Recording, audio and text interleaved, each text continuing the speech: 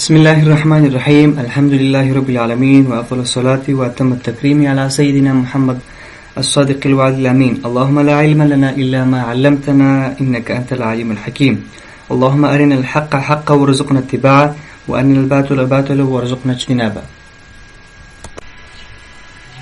السلام علیکم ورحمت الله وبرکاته. فدې هیله یم چې جوړ روغ به یاست او صحت او عافیت جامع وطن ولرئ. خوشحالي به مو په برخه یې. تاسې د سورة نور په مخکیني آیتونو کې د 11 آیات څخه تاسې د افک موضوع کې موږ او تاسې اخته وو.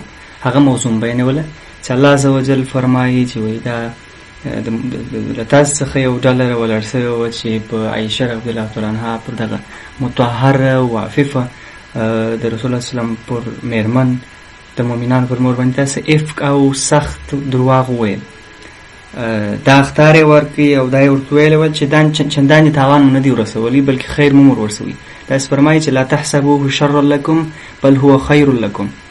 د ابوبکر اهل ته وایي تاسې ته یې شر نه بلکې خیر رسولی دي.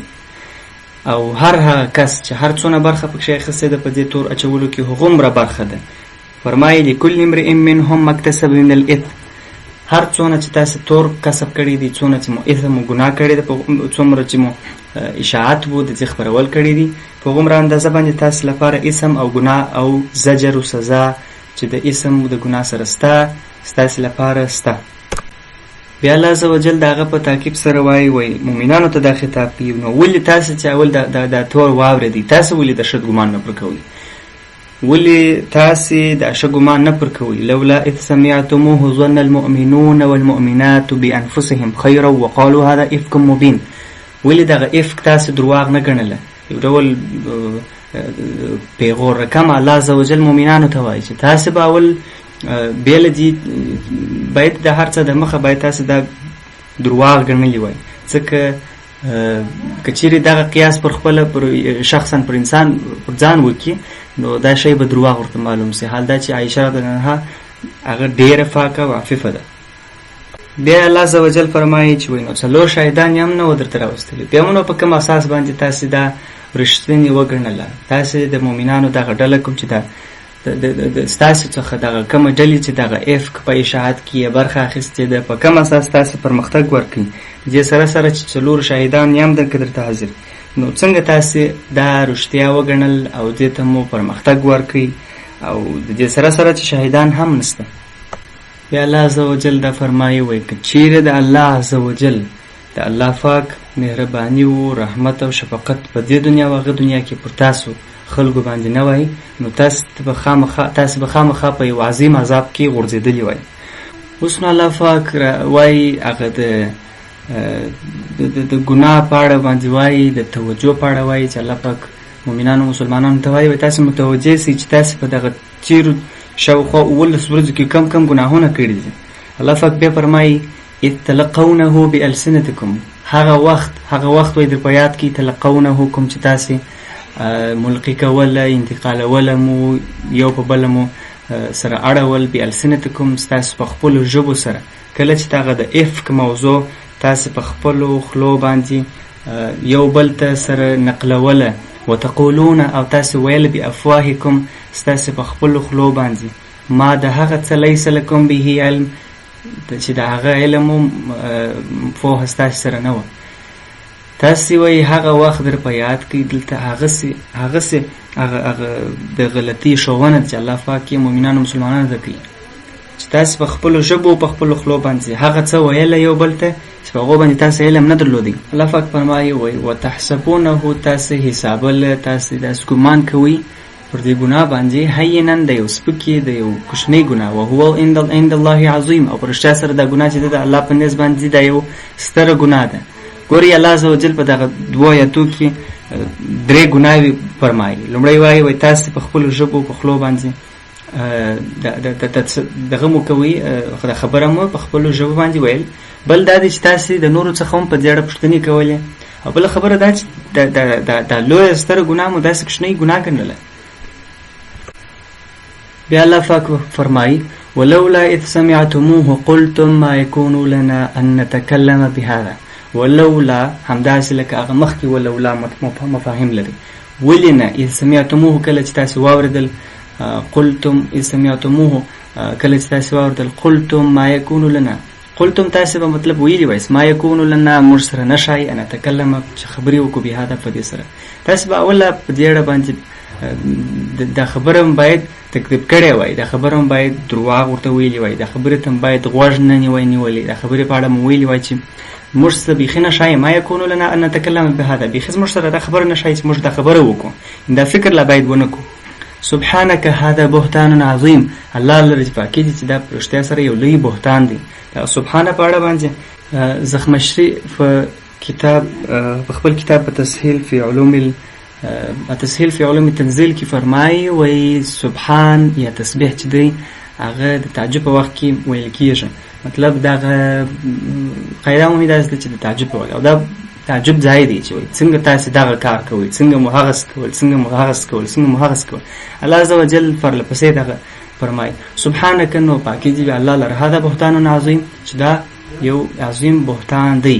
اوس نو الله عز وجل د خبرو هغه پای اخري وضاحت فرمایي چې وایي یعظکم الله ان تعودوا لمثله ابدا. یعظکم الله، الله پاک تاسو ته نصیحت کوي، په دې سره تاسو امر کوي ان تعودوا لمثله ابدا چې تاسو ونه ګرځئ و دغه رقم یا و دغه افک رقم موضوعاتو ته ابدا هیڅ کله تاسو دغه موضوعات نه راځي. ګورې الله عز وجل د اوله سره څخه نصیحت چې شو د داسې موضوعات په اړه، که چیرې پر یو پاکې محسن ښځې باندې یا پر محسن نارینه باندې دغسې تور لګېدی یا دغسې کړن راتلل، اول باید الله عز وجل تاسو فرمایي وایي تاسو د مسلمان ښځې یا نارینه په اړه باندې ښه ګمان کوئ، ځکه چې تاسې په خپل اړه باندې داسې فکر نسئ کولی چې زه به داسې کار وکړم، نو څنګه د هغو په اړه داسې فکر کوي. لکه ایوب رضی الله تعالی عنه چې خپله ښځه دغسې پوښتنه کوي چې وایي تاسو دا خبره اورېدلې ده عایشه رضی الله عنها په اړه، هغه ورته وایي وایي نه په والله چې دا رښتیا نه دي او دا درواغ دي، دا لوی درواغ دي او دا لوی افترا ده، د افترا هغه ستر حد دی. بیا ورته وایي چې وایي آیا ته به داسې کار وکړې؟ هغه ورته وایي وایي یا نه په والله چې زه به داسې کار ونه کړم. نو وایي داسې فرمایي ایوب رضی الله عنه ورته چې عایشه رضی الله عنها درته څو وارې بهتره ده. اوس نو موضوع دا ده چې ښه ګمان او ښه ځان د مؤمنانو ترمنځ تر ټولو لوړه مرحله ده او لوړ باور دغه د مؤمنان د بېباورۍ څخه ساتي او د مؤمنان د فتنې څخه ساتلی شي. اول خو الله پاک نصیحت دا دی چې وایي تاسو که چیرې دغسې یو څه د مؤمن ښځې او یا نارینه په اړه واورئ تاسو یو ښه ګمان په کوئ، داسې دغه په اړه منفي فکرونه مه شروع کوئ، مطلق باور په ولرئ. بیا نو که چیرې هم تاسې د موضوع اثبات غواړئ یا موضوع که چیرې قضا ته ځئ، بیا نو هغه د 4 شاهدان باید تاسې ورته ووایاست 4 شاهدان باید راولئ. که چیرې 4 شاهدان نه یې راولئ د هغه څخه د مخکې باید مطلق دوی پاک دي او دوی بری و ذمه دي. بیا نو الله پاک وایي که چیرې د الله فضل نه وایي د دې سره سره چې دا دونه ډېر ګناهونه مو وکړله، بیا نو د الله په فضل سره تاسې د الله د عذاب څخه وساتل سولاست. پس آیات کې الله پاک فرمایي ویبین الله لکم الآیات والله علیم حکیم. ویبینو تاسو ته بیانوي، تاسو ته ښکاره کوي، تاسو ته واضح کوي الآیات دغه لکم تاسو لره الآیات دغه هدایات او دغه لارښوونې او دغه احکام. والله علیم حکیم، الله په رښتیا سره علیم او حکیم ذات دی، د ښه حکمت والا په تدابیرو او تشریع کې حکمت لري.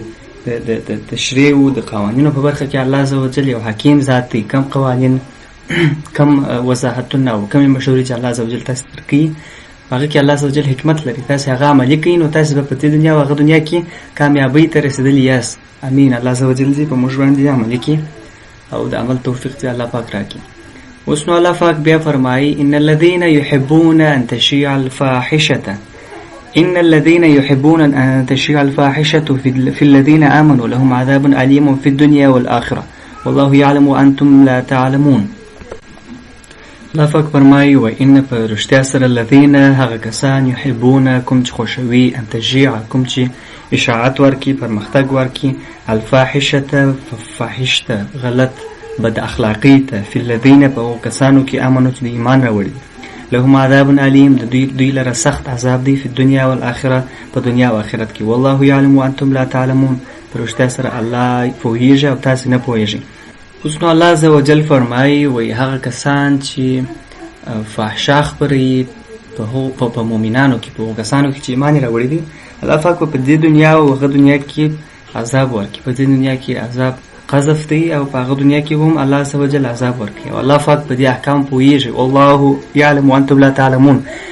دا جمله یو ډېره جالبه جمله ده چې هغه الله پاک فرمایي چې زه په دې پوهیږم تاسې نه پوهیږئ. الله عز وجل د دې احکامو په تشریح باندې تر هر چا حکمت والا دی. تاسې نه پوهیږئ. تاسې الله عز وجل فرمایي چې تاسې فحشا مه خپروئ. هغه کسان چې دا خوښوي چې فحشا په مؤمنانو کې خپره کړي د هغو لره عذاب شته په دې دنیا او هغه دنیا کې. دوی به شرمندګۍ احساس کوي. فحشا نو په اوس زمانه کې په اوس عصر کې د هغې د خپرولو وسایل په زیاته اندازه باندې پراخ شوي دي. بې حجابي همداسې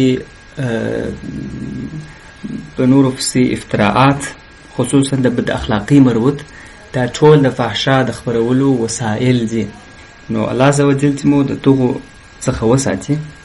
امین. حسن رحمه الله فرمایي وایي دغه آیات چې دی په دې باندې د دې څخه مطلب یعنی دغه آیات منافقین یې پر غوږ وهلي دي ځکه دغه منافقین و چې غوښتل یې رسول الله صلی الله علیه وسلم بې عزته کړي د هغه باندې تور ولګوي او د هغه عزت ته تاوان ورسوي. نو الله عز وجل بیا دغه آیات د دوی دپاره نازل کړي. بیا الله پاک فرمایي ولولا فضل الله علیکم ورحمته ان الله رؤوف رحیم. که چیرې الله عز وجل فضل پر تاسې باندې نه وای د الله رحمت او فضل پر تاسې باندې نه وای نو الله عز وجل به پر تاسې باندې احسان نه وای کړی او هغه څه به پېښ شوي وای چې تاسې به یې فکر نه کولی یعنې تاسې به هلاک شوي وای. وان الله رؤوف رحیم او په رښتیا سره الله عز وجل نرمي کوونکی ښه رحم کوونکی ذات دی. رحیم مهربانه دی. نو پر دې ځای باندې د اف موضوع خلاصیږي. د دغو موضوعاتو څخه موږ دغه څو آیاتونو څخه موږ ډېر مفاهیم اخیستلی شو. د هغو څخه یو دا دی چې تاسې اول خبره واورئ هغه خصوصا دغسې یو افترا چې د یو مؤمن په هکله باندې د بد اخلاقۍ ده اورئ تاسې د هغه په اړه ښه ګمان کوئ. بیا باید څلور شاهدان دوی راوړي بیا تاسې کولی شئ هغه ومنئ. او بیا که د الله فضل نه وي بیا نو سخت عذاب هم تاسې در کولی کېږي. دغه د الله فضل دی چې تاسې یې راګرځولي یاست او تاسې هلاک شوي نه یاست که تاسې د هلاکېدو وړ واست. الله عز وجل داسې فرمایي. بیا نو الله پاک دې د عمل کولو توفیق راکړي. واخر دعوانا ان الحمد لله رب العالمین.